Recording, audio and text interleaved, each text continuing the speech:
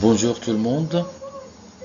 Nous allons aborder maintenant la deuxième partie de notre cours à distance sur la phrase simple et la phrase complexe. Après avoir vu la phrase simple, nous verrons dans quelques secondes la phrase complexe. Ainsi, l'objectif de cette séance est de saisir les caractéristiques de la phrase complexe. La phrase complexe, comme la phrase simple, elle commence par une majuscule et se termine par un point. Regardez l'exemple. Je pense que ce livre est très intéressant. En jaune, le J, c'est une majuscule. Et à la fin, en jaune, le signe de ponctuation, le point. Donc, c'est une phrase. Après, la phrase complexe contient au moins, je dis bien au moins, deux verbes conjugués. C'est-à-dire que la phrase complexe, elle peut contenir 2, 3, 4, 5, sinon plus, c'est-à-dire plusieurs verbes conjugués. Je vous ai donné deux exemples. Je pense, premier verbe, que ce livre est, deuxième verbe, très intéressant. Donc, nous avons deux verbes conjugués, le verbe penser et le verbe être. Comme je l'ai dit, la phrase complexe contient au moins, je dis bien au moins, deux verbes conjugués. Donc, je vous ai donné un exemple où il y a trois verbes. Je pense, premier verbe, que ce livre est, deuxième verbe, très intéressant et que vous devez, troisième verbe, voilà, le lire le plus tôt possible. Il y a d'autres exemples où il y a 4, où il y a 5, 6, 7, même 8 et plus encore. Une phrase complexe, elle est composée d'au moins de deux propositions. Au moins. Nous pouvons trouver des phrases complexes avec 3, avec 4, 5 propositions et même plus dans certains cas. Et le cœur de chacune de ces propositions doit être un verbe conjugué. C'est un verbe conjugué et il doit être un verbe conjugué. C'est-à-dire que le nombre des propositions qui composeraient une phrase complexe est proportionnel au nombre des verbes conjugués présents. C'est-à-dire que si vous avez deux propositions, vous devez avoir deux verbes conjugués. Si vous avez trois propositions, vous devez avoir trois verbes conjugués et ainsi de suite. Exemple. Elle aimerait bien, voilà, regardez entre deux crochets. Donc, numéro 1, c'est la première proposition, première partie. Que tout le monde arrive en même temps donc deuxième proposition. J'ai mis entre deux crochets chacune des parties, chacune des propositions. Donc vous voyez bien qu'une proposition, c'est un ensemble de mots qui composent une partie de la phrase. C'est pour cela qu'on appelle cela une proposition. Et regardez, vous avez deux propositions et à ces deux propositions correspondent deux verbes. À la première proposition correspond le verbe aimer, conjugué ici au conditionnel, aimerait. Et à la deuxième proposition correspond le verbe arriver, conjugué ici au subjonctif, arrive. Donc, deux propositions, deux verbes conjugués. Une phrase complexe est composée d'une seule, je dis bien une seule et unique, pas plus, une seule et unique proposition principale. Et au moins, donc je dis bien au moins, c'est-à-dire il peut y avoir plus, et au moins une proposition subordonnée. Une phrase complexe doit comprendre une proposition principale, comme ici, je pense, et au moins une proposition subordonnée que ce livre est intéressant. Donc en blanc, c'est la proposition principale, et en jaune doré, c'est la proposition subordonnée. Il y a trois types de propositions subordonnées. Bon, il y en a plus, mais nous, on va se contenter maintenant de trois types. Nous avons la subordonnée complétive, la subordonnée circonstancielle et la subordonnée relative.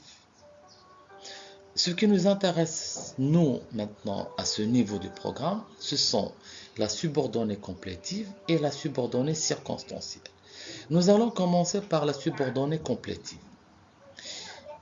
La subordonnée circonstancielle, nous allons l'aborder dans une autre séance, dans un autre cours, parce qu'il y a beaucoup de choses à dire à ce niveau-là.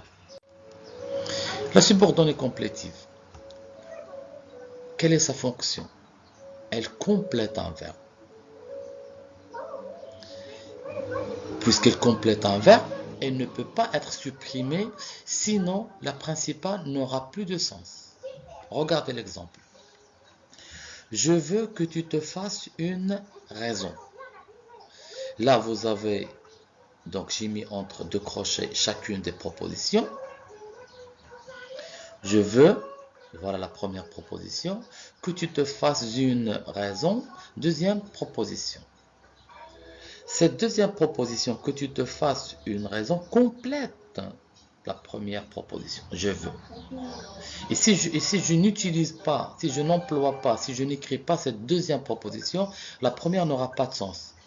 Je veux. Donc c'est une phrase incomplète, c'est une proposition incomplète, elle ne veut rien dire. Je veux. Et donc à la question qu'est-ce que je veux? Eh bien je veux, je réponds, je complète la réponse, je veux que tu te fasses une raison. Donc vous voyez bien que la proposition complétive complète, d'ailleurs c'est pour cela qu'elle s'appelle une complétive, parce qu'elle complète le verbe, ici le verbe vouloir. C'est-à-dire que cette proposition complétive, que tu te fasses une raison, joue le rôle de complément d'objet du verbe vouloir. Voilà, donc c'est-à-dire nous avons un sujet je, un verbe vouloir, veut et un complément d'objet. Ici un complément d'objet direct, que tu te fasses une raison. Ce n'est pas un seul mot, mais c'est une proposition, c'est-à-dire un ensemble de mots. C'est pour cela que nous l'appelons une proposition, parce qu'elle constitue justement un ensemble de mots. Donc que tu te fasses une raison, c'est une complétive. Le verbe de la principale, de la proposition principale, s'appelle l'antécédent. C'est l'antécédent. C'est l'antécédent de la complétive. Et entre la principale et la subordonnée, il y a ce mot que, qui est une conjonction qui nous permet de relier la principale à la subordonnée. Ce verbe introducteur est très important. Il est très très important parce qu'il dicte le mode de conjugaison. Ce sera soit l'indicatif, soit le subjonctif à adopter au niveau de la proposition subordonnée.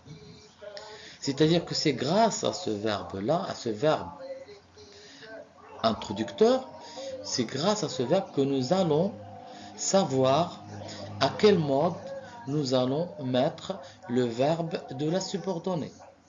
Soit ce verbe il sera conjugué au subjonctif, soit il sera conjugué à l'indicatif. Regardez l'exemple numéro 1. Je veux que tu fasses du bon travail.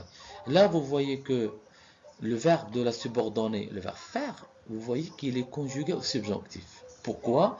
Parce que le verbe introducteur, c'est un verbe qui exprime une volonté, le verbe vouloir. Alors qu'au niveau de la deuxième phrase, je constate que le film te plaît, eh bien, le verbe de la subordonnée, il est conjugué à l'indicatif parce que le verbe introducteur, le verbe constater, exprime un constat et donc on est obligé de conjuguer le verbe de la subordonnée à l'indicatif. Et puisqu'au niveau de la première phrase, le verbe exprime une volonté, nous sommes dans l'obligation de conjuguer le verbe faire au subjonctif. Donc là, je vous ai donné un tableau pour vous aider un petit peu. Vous avez des verbes qui commandent l'emploi du subjonctif. Ce sont des verbes qui expriment la volonté, l'ordre et l'injonction, comme le verbe vouloir, exiger, ordonner, interdire, empêcher, et il y en a d'autres. Ou des verbes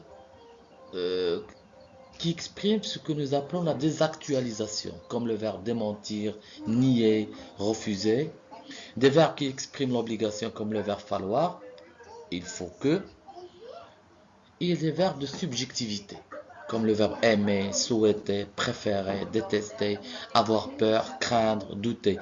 Donc, quand vous voyez l'un de ces verbes-là au niveau de la principale, vous devez obligatoirement conjuguer le verbe des subordonnés au subjonctif.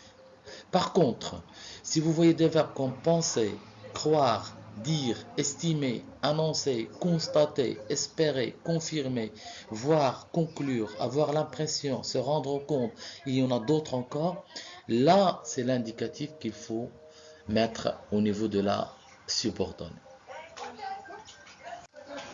Récapitulons maintenant.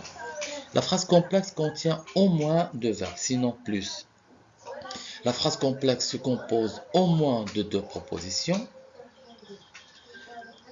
Elle comprend une seule proposition principale et elle contient au moins une proposition subordonnée.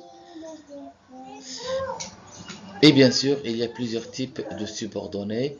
Aujourd'hui, nous nous sommes contentés de la subordonnée complétive et des modes de conjugaison à adopter au niveau d'une subordonnée complétive. À très bientôt pour les exercices d'application.